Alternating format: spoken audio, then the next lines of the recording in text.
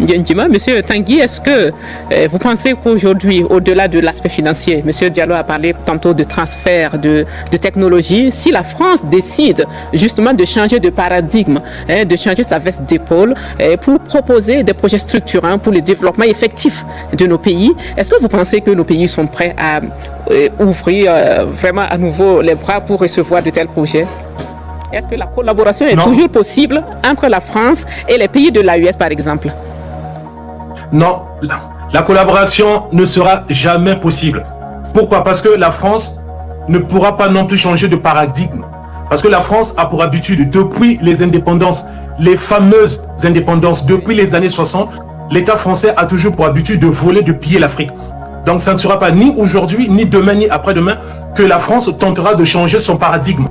La collaboration ne sera plus possible parce que l'Africain aujourd'hui a compris. Les 3 États du Sahel l'ont compris. Et le mouvement est déjà en marche. La France ne pourra pas parce que la France n'a pas d'appui. La France n'a pas de réserve, si ce n'est que voler et piller sur les économies africaines.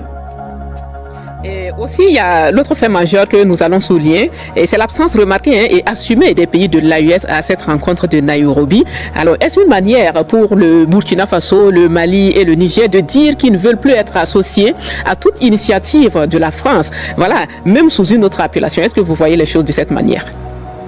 Oui, bien sûr, je salue, bien sûr. C'est maintenant ou jamais que nous devons nous repositionner. Pourquoi je dis repositionner? Parce que nous l'avions été autrefois, avant que l'Afrique ne soit partagée en 1885. Donc, je salue cette manière. On ne doit plus s'associer puisque nous connaissons notre ennemi, nous connaissons notre adversaire qui ne cesse de changer de langage, de mots, pour essayer de nous amadouer. Or, ça ne passe plus.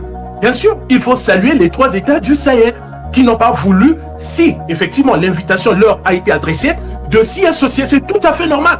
Puisque nous sommes dans une quête de souveraineté, d'indépendance véritable. Pour cela, on ne doit plus s'associer avec l'État français. C'est clair et net, les choses sont claires. On doit appeler le chat par le chat.